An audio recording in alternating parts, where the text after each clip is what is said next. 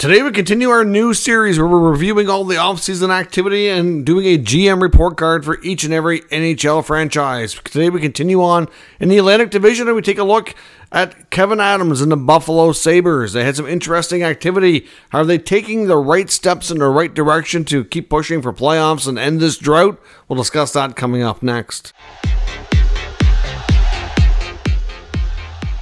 So welcome back to another video here at Top Shelf Hockey. As I mentioned, today we're taking a look at the Buffalo Sabres. We're analyzing all of their offseason moves and completing a GM report card, grading Kevyn Adams on his work here, determining if we feel the right moves were made, are they going in the right direction, or how we feel about this team compared to when they finished the 23-24 campaign. So we'll take a look at any trades they've made, any UFAs they brought in, or any players internally that they've re-signed, kind of analyze the total picture of who's in versus who's out, additions and subtractions, if you will, and then we'll analyze what things look like now and see, are they really better or are they not, and what are we grading Kevyn Adams' work. So things kicked off with a Jeff Skinner buyout. Now, of course, Jeff Skinner's been with the Sabres for quite a long time. They picked him up actually from Carolina. The trade for that was really good. The Sabres won that deal, no doubt. He had a really solid first season, getting 40 goals, and then he signed a mega 8-year deal, which just didn't age well. He's had his ups and downs. I mean, there's been times when Jeff Skinner has scored 25, 30-ish goals. Like he's also had some times where he's been under that. Like he's really kind of all over the map. And from year to year, it was difficult to predict exactly what you could bank on for production from Skinner. So I do understand why they went the buyout route. I mean, it is a tad bit expensive. And I really thought they would use this newfound space to maybe make a bigger move. And obviously the buyout of Skinner played a big role in how this team looks and what they have available for space and all that. So that was the first big thing they did. And overall, I was not shocked and I was okay with that move, assuming they put the newfound space and the extra space to good use. Of course, one of the bigger trades that they made as well, was really only two. The first one was at the draft. They picked up Beck Malenstein from the Capitals for a second-round pick.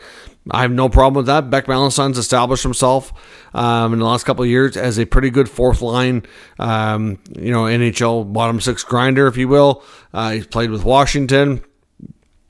Second round pick, you might argue for a fourth liner might be a little bit much, but overall, if you analyze the stats and the odds of players in those rounds making the NHL and all that, long-term, the Sabres have a good chance to win that, but we'll have to wait and see who Washington picked and how they turn out, down the road. Then, of course, the bigger trade that they made was trading with the Edmonton Oilers, sending youngster and former first-round pick Matt Savoy, who was drafted pretty highly, to the Oilers for speedy center Ryan McLeod.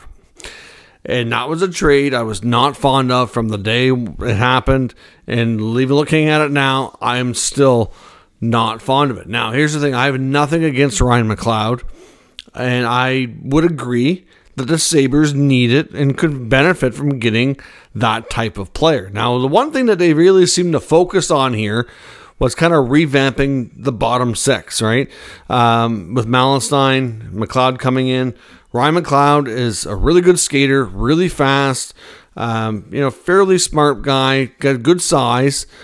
He's not really a physical player, but he is a prototypical 3C, and he played that role well with the Oilers, occasionally moving up into a top six role.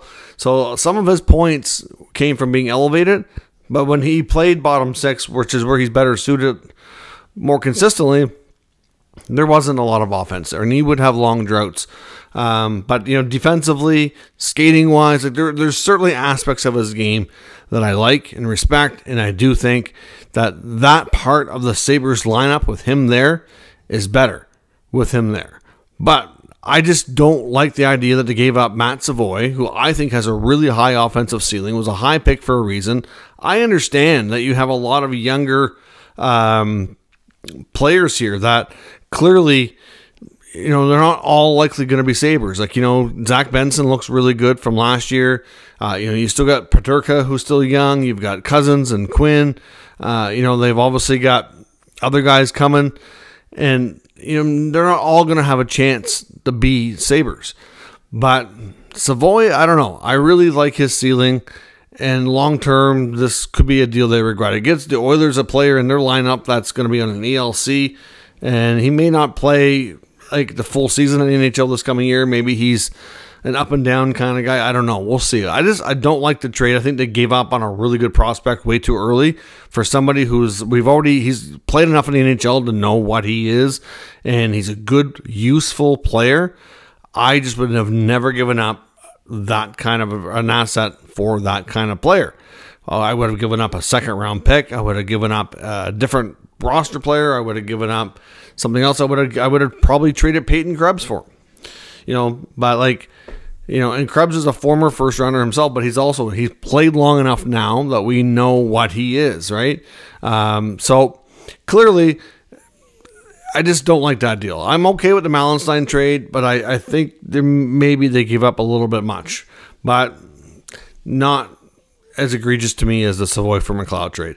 Looking at their signings, they did obviously, like I said, focus on the bottom six. After getting Malenstein, because he was a restricted free agent, they signed him to a 2-year deal at 1.35. I'm okay with that. That's a pretty decent signing for what he gives you. They signed Sam Lafferty. He comes over, of course, played in mostly in Vancouver last year. He's played under guys like Patrick Alvin and Jim Rutherford for a while, multiple stops here. He gets 2 times 2. That I like Lafferty, maybe a little bit much, but not terrible. They bring in Nicholas Aubé-Kubel. He gets a 1-year deal, a $1.5 million as well. Aubé-Kubel is a player who's kind of bounced around here the last few years as well. Obviously got some good experience with the Avalanche, played in Washington. That's probably going to be your bottom line, like your fourth line now. Aubé-Kubel, Lafferty, Malenstein, and that's not too bad. Like they haven't played a lot together, so we'll see what kind of chemistry there is. But you have some speed, you have a little bit of physicality, you have some grinding. Like to me, like they do probably have a better fourth line. They signed Jason Zucker to a 1-year deal at $5 million.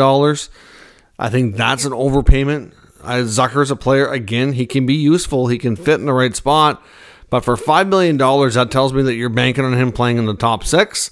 And I just don't know that he's a top 6 player anymore. I think he's probably better suited for more of a middle 6 third line role. So, again, I'm not loving that Zucker contract. They buy out Skinner.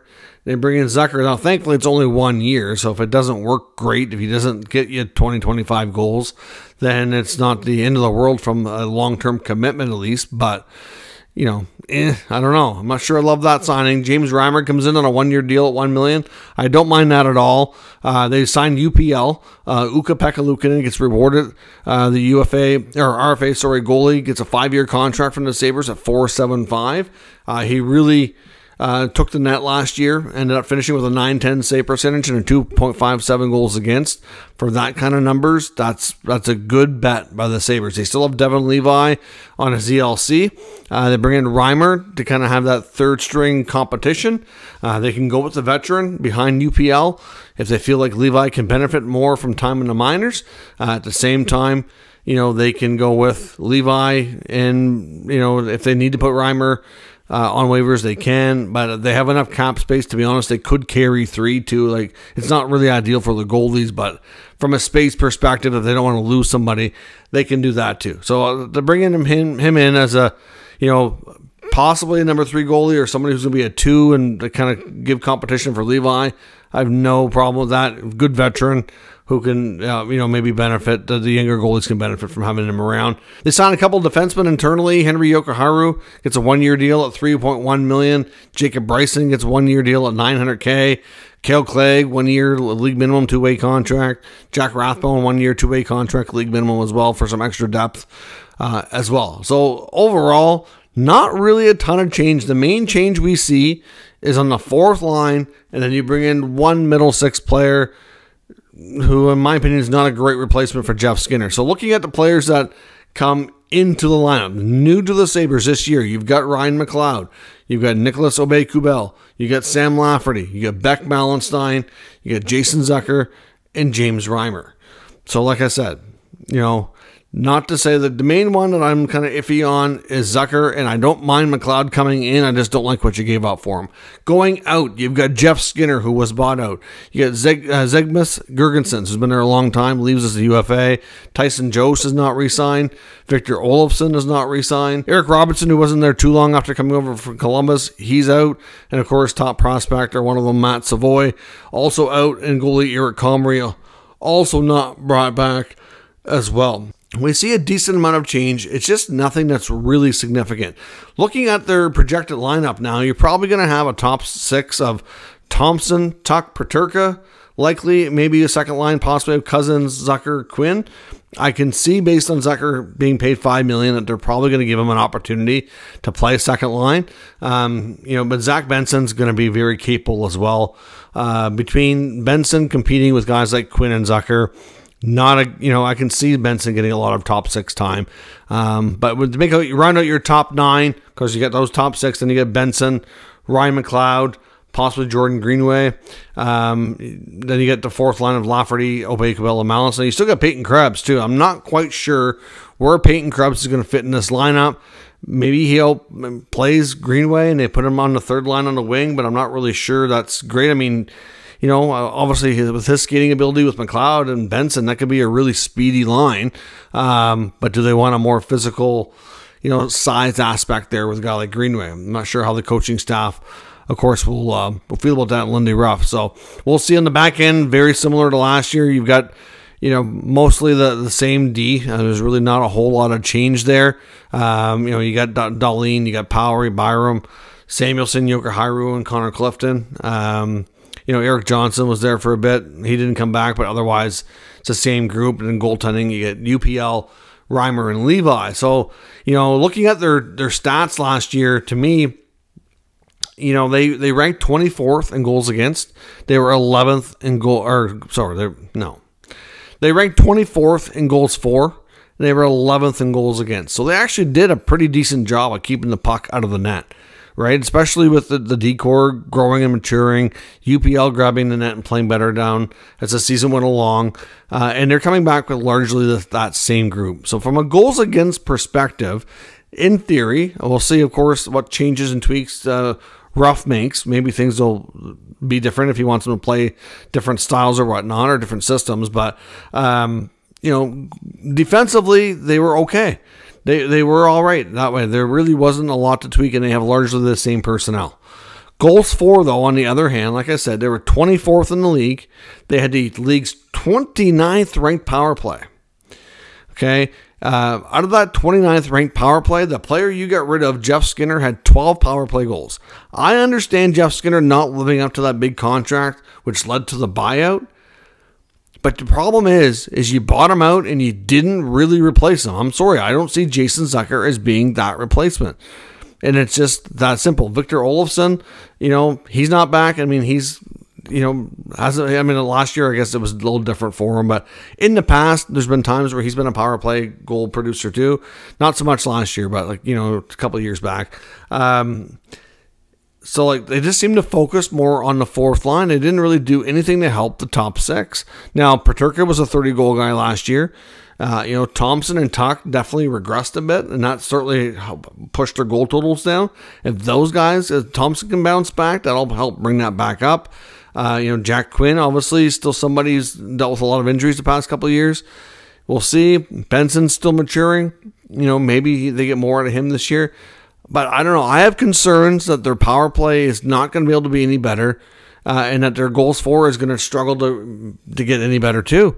Even if Thompson has a more monstrous year and bounces back, and then you take away the ability of Skinner, what if it might not sound like a problem, but if you had, say, 24, 25 goals out of Skinner, and let's say Zucker only gives you 15, that's 10 goals. 10 goals might be a huge difference between wins and losses. For a team that's been teetering on just almost getting into the playoffs, I just don't think they've done enough. Now, the good news here is they still have $8.5 million in cap space. They have the ability to bring in another top 6 forward. At this point, like I said, I wouldn't be shocked if they trade Peyton Krebs. I'm not really sure where he fits in this new lineup here. I assume kind of Ryan McLeod will kind of take that spot. The fourth line seems to be all brought in from these UFAs. So, either but Greenway or Krebs, like one of the two probably is either the 13th forward or they're moved. So, there could be another subsequent move coming. We heard that they were in talks trying to trade for Natchez in Carolina. That never worked out. But yeah, at the end of the day, I don't really think Kevyn Adams had a great summer. Like I said, I get the Skinner buyout, but you haven't done enough with the benefits from it. You gave up on Matt Savoy for a bottom six center, which I don't like. You focused on making your team better defensively when it was already pretty good defensively. When you needed scoring, you had low goals for, and you had a crappy power play last year, and you really didn't do anything to fix it. So for that, I'm giving GM Kevyn Adams a D on his GM report card. Let me know what your thoughts are on the Sabres moves. I'm giving them a D instead of an F because I'm hoping there's a little bit of an incomplete here, that maybe they'll find a way to add another player, because at this rate, considering where they've been the past couple of years, knocking on the door for the playoffs, but still not getting in and extending that drought, I don't know that this team is really any better. I think they might have taken a step back before they take a step forward, and I'm sure that's going to frustrate fans if indeed that's the case in the standings. So we'll see what happens, but let me know what you think. We'll talk about it in the comments. If you're new to the channel, make sure you subscribe and stick around. We'll keep you up to date with the latest news, rumors, and analysis of all 32 NHL teams. Thanks for watching. I'll catch you next time.